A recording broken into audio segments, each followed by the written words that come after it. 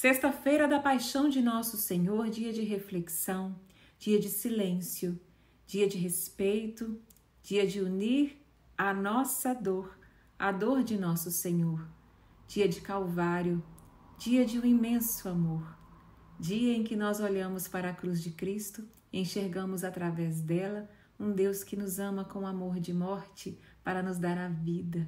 E hoje eu te convido nessa Sexta-feira da Paixão, de uma forma diferente, a rezarmos juntos, através da palavra do Senhor, a paixão de nosso Senhor Jesus Cristo. Em nome do Pai, do Filho, do Espírito Santo.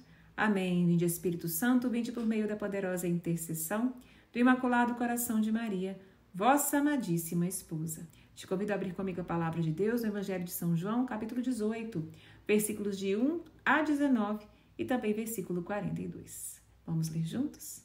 Naquele tempo, Jesus saiu com os discípulos para o outro lado da torrente do Cedron. Havia ali um jardim, onde ele entrou com os discípulos. Também Judas, o traidor, conhecia o lugar, porque Jesus costumava reunir-se aí com os seus discípulos. Judas levou consigo um destacamento de soldados e alguns guardas dos sumos sacerdotes e fariseus, e chegou ali com lanternas, tochas e armas. Então Jesus, consciente de tudo o que ia acontecer, saiu ao encontro deles e disse: A quem procurais? Responderam: A Jesus, o Nazareno. Ele disse: Sou eu.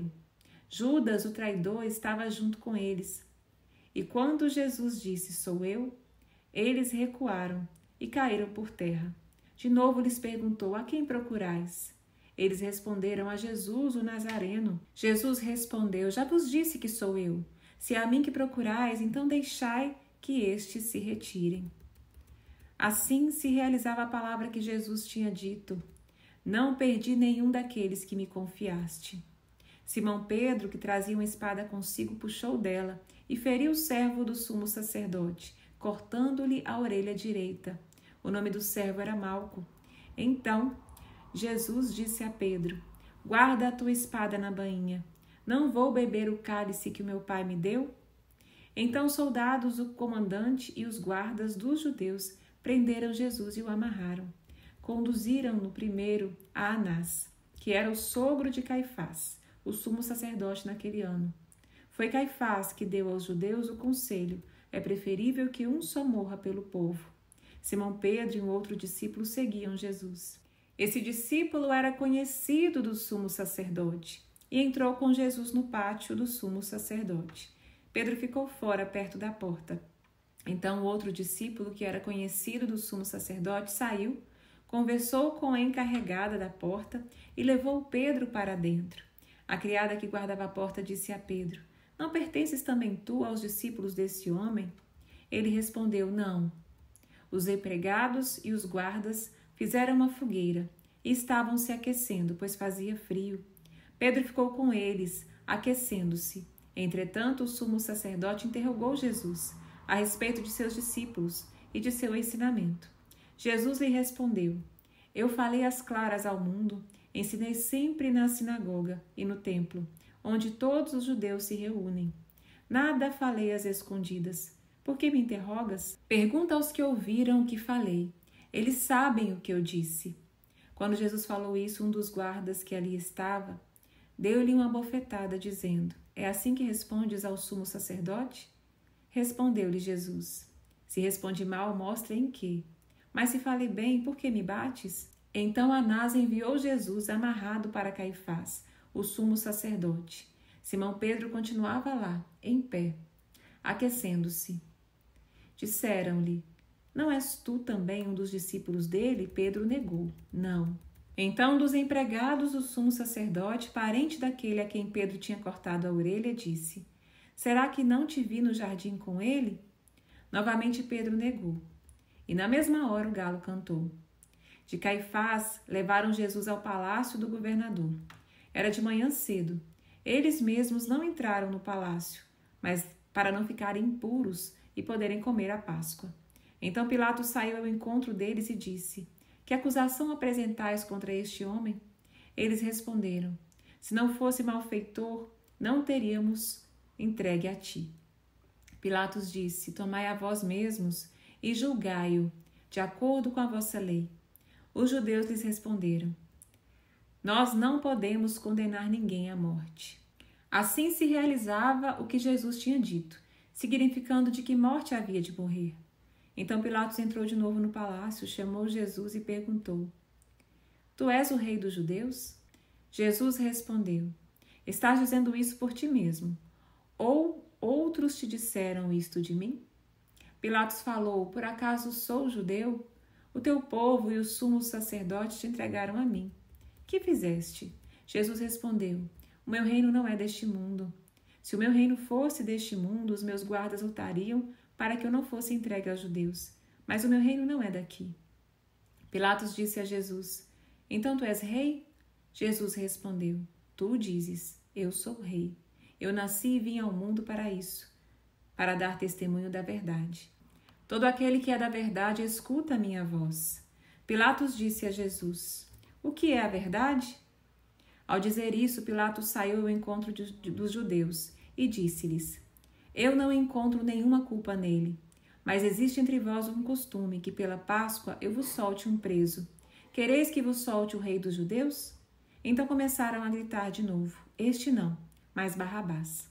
Barrabás era um bandido. Então Pilatos mandou flagelar Jesus. Os soldados teceram uma coroa de espinhos e colocaram em sua cabeça. Vestiram com manto vermelho, aproximando-se dele, dizendo: viva o rei dos judeus! E davam-lhe bofetadas. Pilatos saiu de novo e disse aos judeus: olha, eu o trago aqui fora, diante de vós, para que saibais que não encontro nele crime algum. Então Jesus veio para fora, trazendo a coroa de espinhos e um manto vermelho. Pilatos disse: eis o homem. Quando viram Jesus, os sumos sacerdotes e os guardas começaram a gritar: crucifica-o, crucifica-o. Pilatos respondeu: levai-o vós mesmos para crucificar, pois eu não encontro nele crime algum. Os judeus responderam: nós temos uma lei, e segundo esta lei, ele deve morrer, porque se fez filho de Deus. Ao ouvir essas palavras, Pilatos ficou com mais medo ainda. Entrou outra vez no palácio e perguntou a Jesus: de onde és tu? Jesus ficou calado. Então Pilatos disse: não me respondes? Não sabes que tenho autoridade para te soltar e autoridade para te crucificar? Jesus respondeu: tu não terias autoridade alguma sobre mim, se ela não te fosse dada do alto. Quem me entregou a ti, portanto, tem culpa maior. Por causa disso, Pilatos procurava soltar Jesus, mas os judeus gritavam: se soltas este homem, não és amigo de César. Todo aquele que se faz rei declara-se contra César. Ouvindo essas palavras, Pilatos levou Jesus para fora e sentou-se no tribunal, no lugar chamado Pavimento, em hebraico, Gábata. Era o dia da preparação da Páscoa, por volta do meio-dia. Pilatos disse aos judeus: eis o vosso rei. Eles, porém, gritaram: fora, fora, crucifica-o. Pilatos disse: hei de crucificar o vosso rei? Os sumos sacerdotes responderam: não temos outro rei senão César. Então Pilatos entregou Jesus para ser crucificado e eles o levaram. Jesus tomou a cruz sobre si e saiu para um lugar chamado Calvário, em hebraico, Gólgota. Ali o crucificaram, com outros dois, um de cada lado, e Jesus no meio. Pilatos mandou ainda escrever um letreiro e colocá-lo na cruz. Nele estava escrito: Jesus Nazareno, o rei dos judeus. Muitos judeus puderam ver o letreiro, porque o lugar em que Jesus foi crucificado ficava perto da cidade. O letreiro estava escrito em hebraico, latim e grego. Então os sumos sacerdotes dos judeus disseram a Pilatos: não escrevas o rei dos judeus, mas sim o que ele disse: eu sou o rei dos judeus. Pilatos respondeu: o que escrevi está escrito. Depois que crucificaram Jesus, os soldados repartiram sua roupa em 4 partes, uma parte para cada soldado. Quanto à túnica, esta era tecida sem costura, em peça única de alto a baixo. Disseram então entre si: não vamos dividir a túnica. Tiraremos a sorte para ver de quem será. Assim se cumpria a escritura que diz: repartiram entre si as minhas vestes e lançaram sorte sobre a minha túnica. Assim procederam os soldados. Perto da cruz de Jesus estavam de pé sua mãe, a irmã de sua mãe Maria de Cleofas e Maria Madalena. Jesus, ao ver sua mãe ao lado dela, o discípulo que amava, disse: mulher, eis aí o teu filho. Depois disse ao discípulo: Eis aí a tua mãe. Dessa hora em diante, o discípulo a acolheu consigo. Depois disso, Jesus, sabendo que tudo estava consumado, e para que a Escritura se cumprisse até o fim, ele disse: Tenho sede. Havia ali uma jarra cheia de vinagre, amarraram numa vara uma esponja embebida de vinagre e levaram à boca de Jesus. Ele tomou o vinagre e disse: Tudo está consumado. Inclinando a sua cabeça, entregou o Espírito.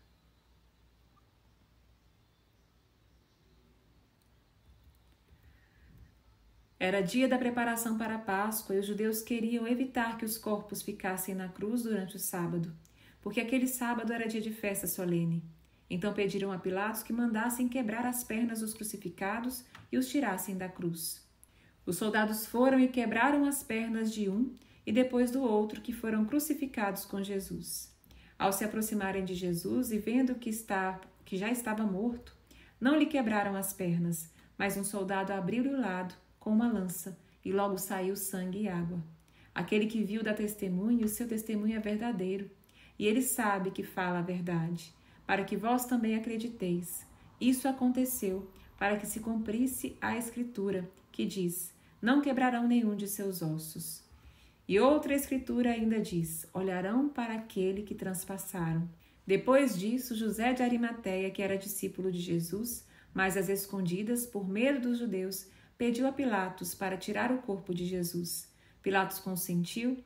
Então José veio tirar o corpo de Jesus. Chegou também Nicodemos, o mesmo que antes tinha ido a Jesus de noite. Trouxe uns 30 quilos de perfume feito de mirra e aloés.